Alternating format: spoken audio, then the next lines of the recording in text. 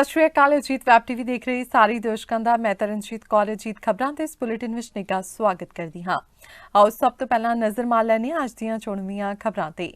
ਪਟਿਆਲਾ ਵਿੱਚ ਦਿਨ ਦਿਹਾੜੇ ਗੱਡੀ ਦਾ ਸ਼ੀਸ਼ਾ ਤੋੜ ਕੇ 6 ਲੱਖ ਰੁਪਏ ਚੋਰੀ। ਸ਼੍ਰੋਮਣੀ ਕਮੇਟੀ ਨੂੰ ਝਟਕਾ। ਸੁਪਰੀਮ ਕੋਰਟ ਨੇ ਹਰਿਆਣਾ ਗੁਰਦੁਆਰਾ ਕਮੇਟੀ ਐਕਟ 2014 ਨੂੰ ਠਹਿਰਾਇਆ ਸਹੀ। ਹਰਿਆਣਾ ਕਮੇਟੀ ਮਾਮਲੇ ਵਿੱਚ ਸੁਪਰੀਮ ਕੋਰਟ ਵਿੱਚ ਰਿਵਿਊ ਪਟੀਸ਼ਨ ਦਾਇਰ ਕਰੇਗੀ ਸ਼੍ਰੋਮਣੀ ਕਮੇਟੀ, ਕਿਹਾ ਐਡਵੋਕੇਟ ਧਾਮੀ ਨੇ। ਸੁਖਬੀਰ ਸਿੰਘ ਬਾਦਲ ਨੇ ਕਿਹਾ ਸੁਪਰੀਮ ਕੋਰਟ ਦੇ ਫੈਸਲੇ ਨੂੰ ਲੈ ਕੇ ਸਿੱਖਾਂ 'ਚ ਭਾਰੀ ਰੋਸ।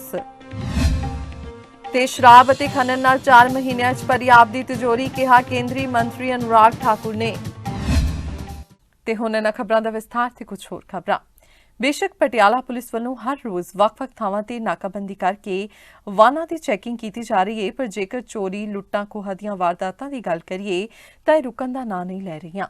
ਪਟਿਆਲਾ ਦੇ ਲਾਹੌਰੀ ਗੇਟ ਵਿਖੇ ਦਿਨ ਦਿਹਾੜੇ ਇੱਕ ਗੱਡੀ ਦਾ ਸ਼ੀਸ਼ਾ ਤੋੜ ਕੇ ਉਸ ਵਿੱਚੋਂ 6 ਲੱਖ ਰੁਪਏ ਚੋਰੀ ਕਰਨ ਦਾ ਮਾਮਲਾ ਸਾਹਮਣੇ ਆਇਆ ਹੈ।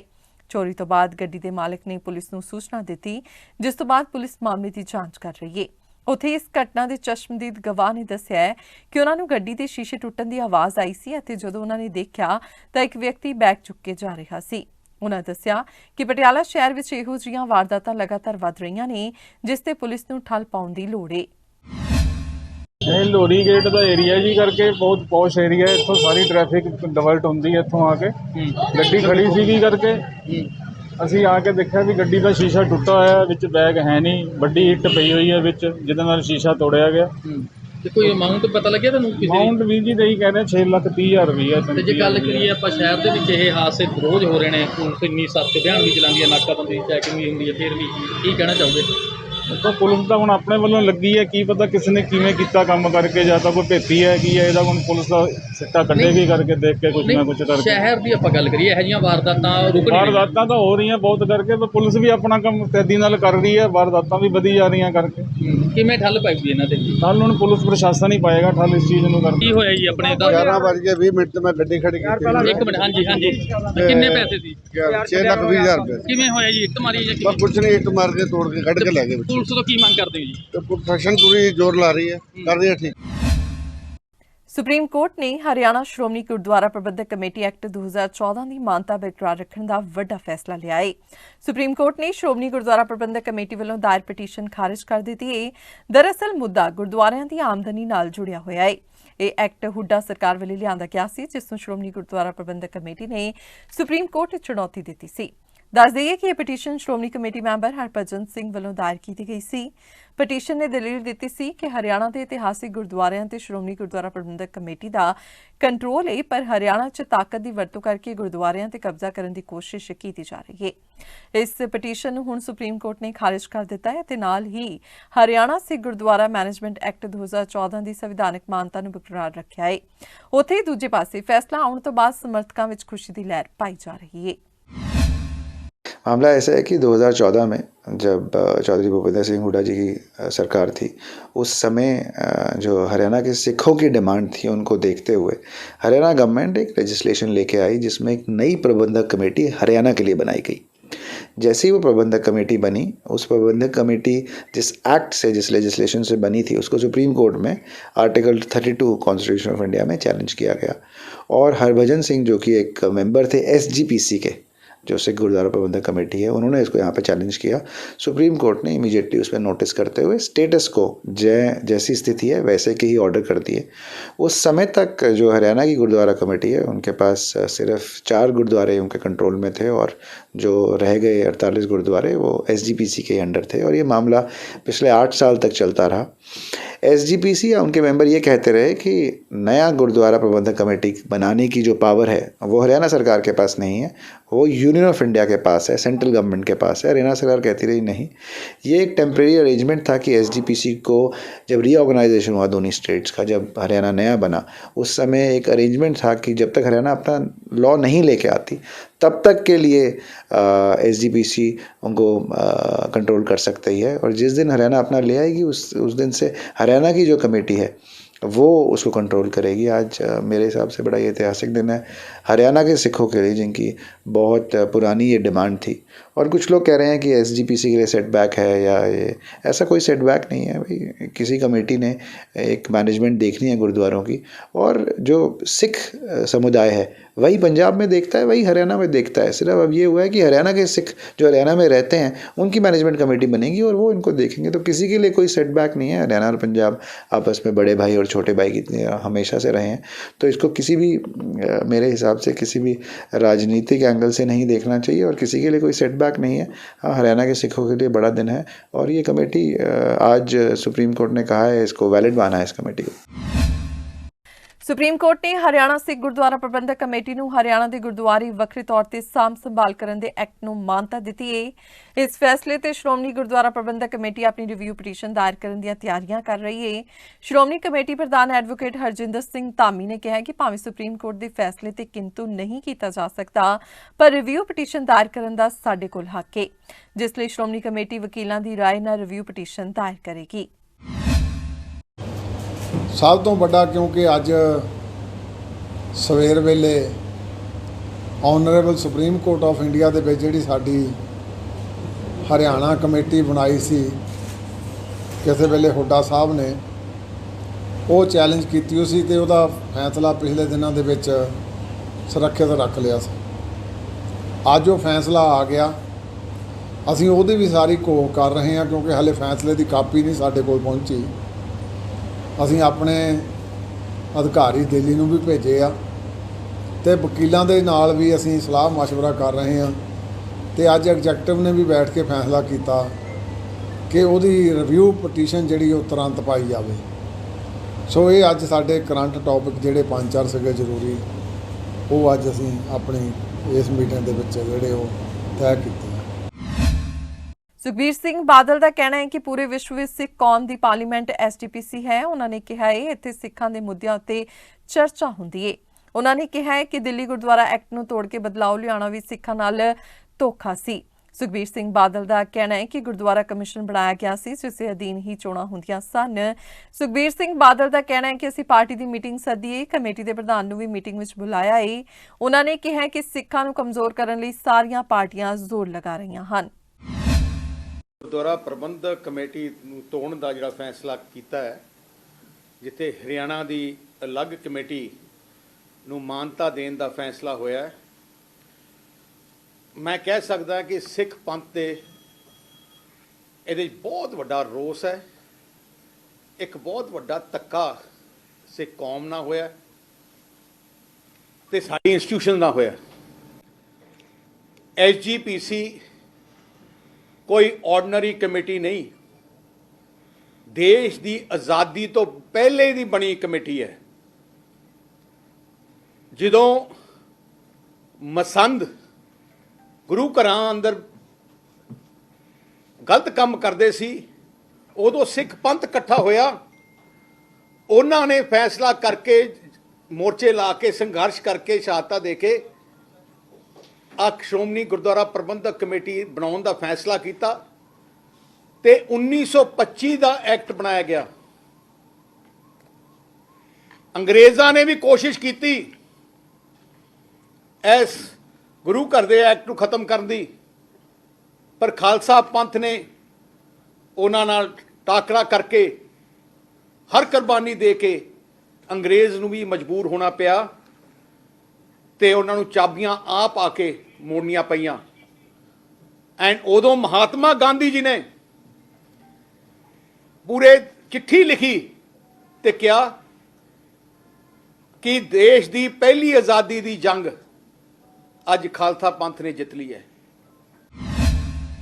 ਪੰਜਾਬ ਦੌਰੇ ਦੌਰਾਨ ਕੇਂਦਰੀ ਸੂਚਨਾ ਤੇ ਪ੍ਰਸਾਰਣ, ਯੁਵਾ ਮਾਮਲੇ ਅਤੇ ਖੇਡ ਮੰਤਰੀ ਅਨੁਰਾਗ ਠਾਕੁਰ ਅੱਜ ਅੰਮ੍ਰਿਤਸਰ ਏਅਰਪੋਰਟ ਪੁੱਜੇ। ਅੰਮ੍ਰਿਤਸਰ ਫੇਰੀ ਉਪਰੰਤ ਜਲੰਧਰ ਜਾਣ ਸਮੇਂ ਬਿਆਸ ਵਿੱਚ ਵੱਡੀ ਗਿਣਤੀ ਵਿੱਚ ਇਕੱਤਰ ਭਾਜਪਾ ਵਰਕਰਾਂ ਵੱਲੋਂ ਹਾਰ ਪਾ ਕੇ ਉਹਨਾਂ ਦਾ ਨਿੱਘਾ ਸਵਾਗਤ ਕਰਦਿਆਂ ਕਿਰਪਾਨ ਭੇਂਟ ਕੀਤੀ ਗਈ।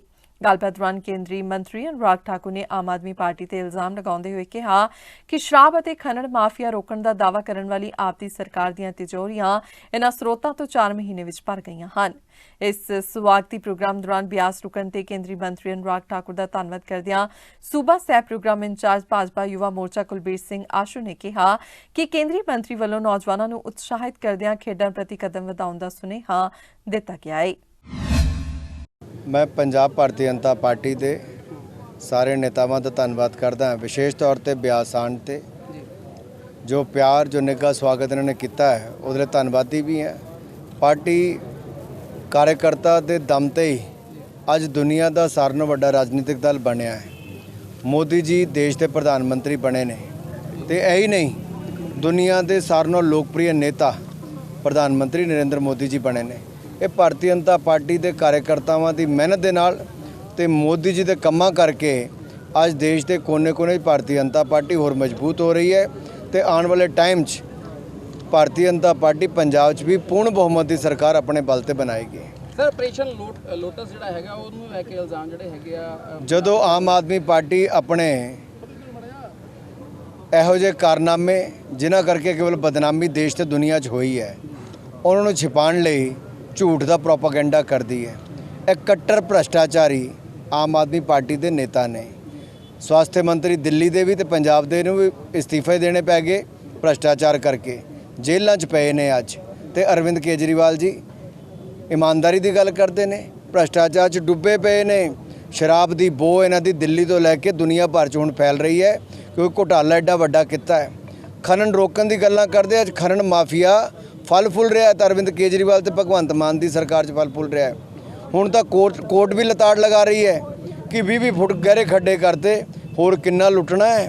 शराब तो भी तो खनन माफिया तो भी इन्हां दी तिजोरियां 4 महीनों च भर गई तो भ्रष्टाचार इन्हां दे मंत्रियों के इस्तीफे भी होने शुरू हो गए।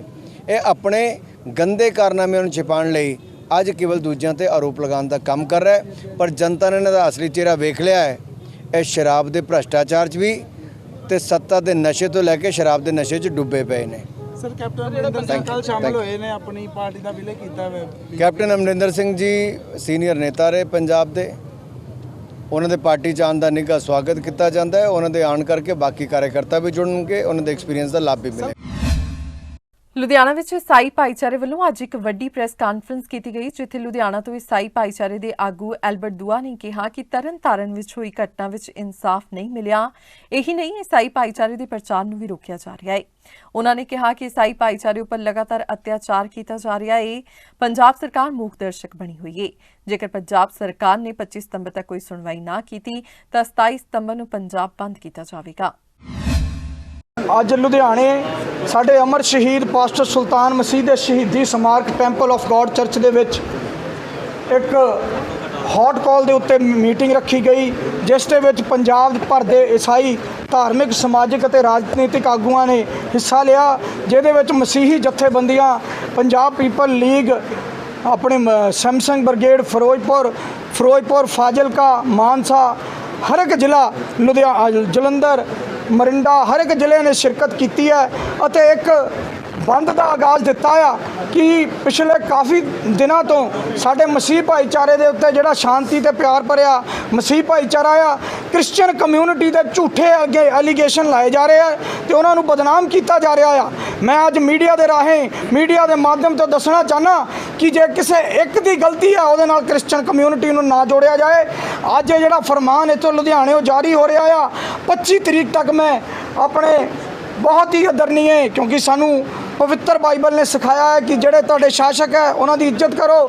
ਬਹੁਤ ਹੀ ਆਦਰਨੀਏ ਸੀਐਮ ਭਗਵੰਤ ਮਾਨ ਜੀ ਨੂੰ ਇਹ ਮੈਸੇਜ ਦੇਣਾ ਚਾਹੁੰਦਾ ਕਿ 25 ਤਰੀਕ ਤੱਕ ਜਿਹੜੇ ਫਿਰਕਾ ਪ੍ਰਸਤ ਲੋਕ ਹਨ, ਜੋ ਨਫ਼ਰਤ ਦਾ ਬੀਜ 2 ਫਿਰਕਿਆਂ ਤੇ ਪੰਜਾਬ ਦੇ ਵਿੱਚ ਬੀਜ ਰਹੇ ਹਨ, ਉਹਨਾਂ ਦੇ ਉੱਤੇ ਬੈਨ ਕੀਤਾ ਜਾਏ, ਉਹਨਾਂ ਤੇ ਲਗਾਮ ਲਾਈ ਜਾਵੇ।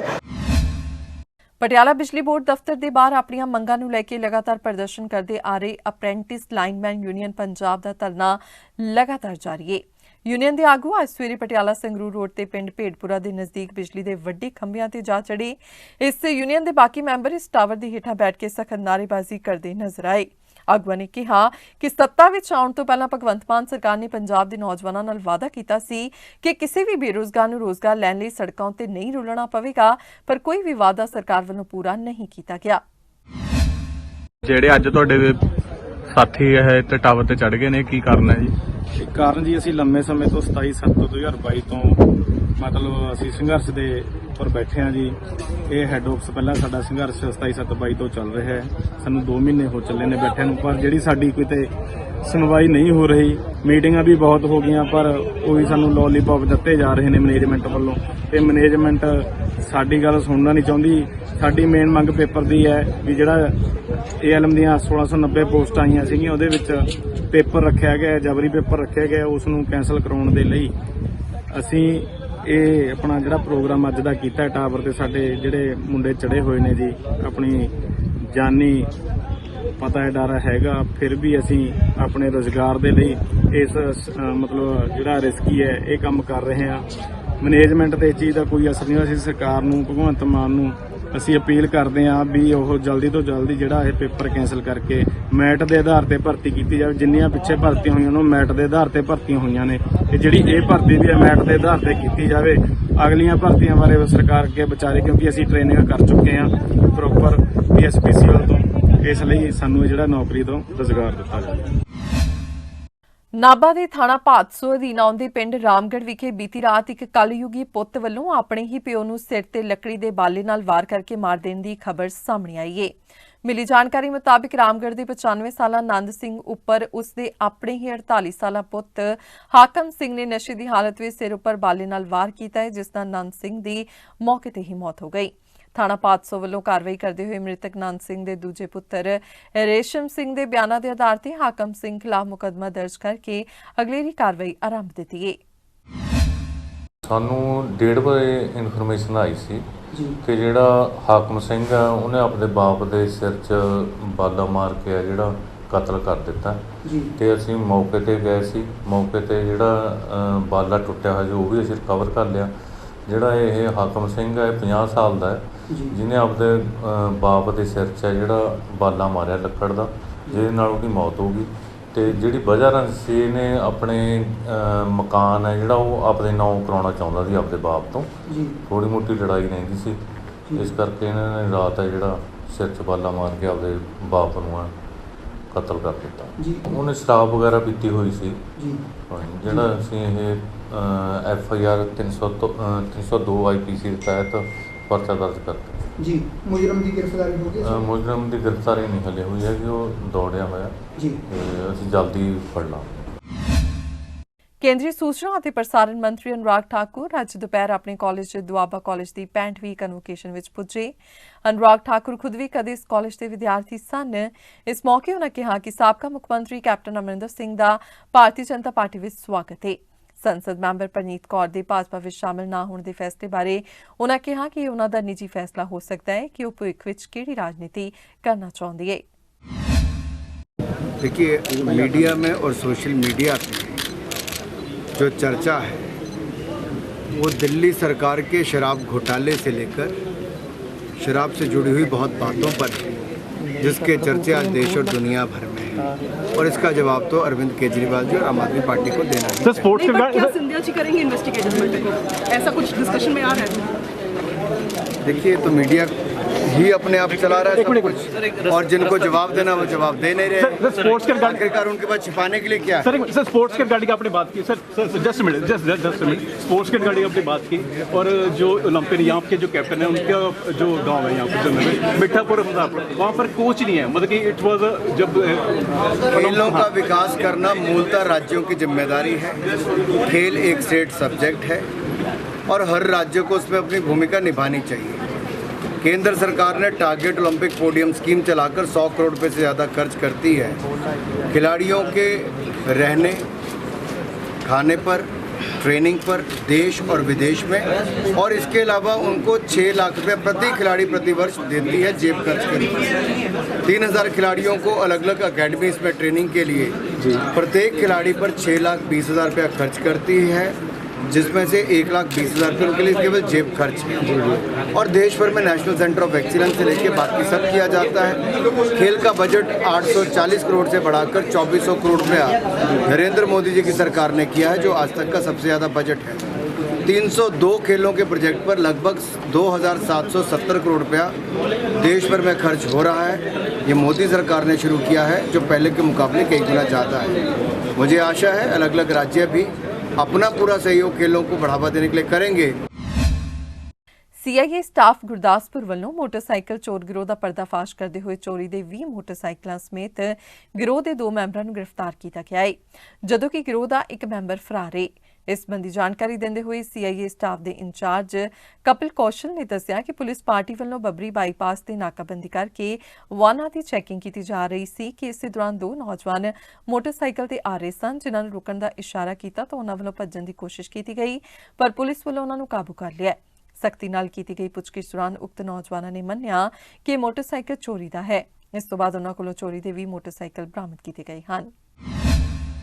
ਅੱਜ ਸਵੇਰੇ ਸੀਏ ਸਟਾਫ ਵੱਲੋਂ ਇੱਕ ਗੰਨਾ ਨਾਲਾ ਬੱਬਰੀ ਬਾਈਪਾਸ ਦੇ ਲਾਗੇ ਨਾਕਾ ਲਾਇਆ ਸੀ ਤੇ ਉਧਰੋਂ ਇੱਕ ਮੋਟਰਸਾਈਕਲ ਤੇ 2 ਨੌਜਵਾਨ ਜਿਹੜੇ ਉਹ ਆਉਂਦੇ ਦਿਖਾਈ ਦਿੱਤੇ ਆ।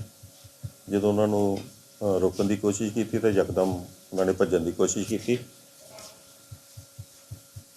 ਪੁਲਿਸ ਪਾਰਟੀ ਨੇ ਏਐਸਆਈ ਜਗਤਾਰ ਸਿੰਘ ਨੇ ਸਮੇਤ ਆਪਣੇ ਪੁਲਿਸ ਪਾਰਟੀ ਨੂੰ ਗ੍ਰਿਫਤਾਰ ਕੀਤਾ। ਉਹਦੇ ਮੋਟਰਸਾਈਕਲ ਦੇ ਅੱਗੇ ਪਿੱਛੇ ਕੋਈ ਨੰਬਰ ਨਹੀਂ ਸੀ।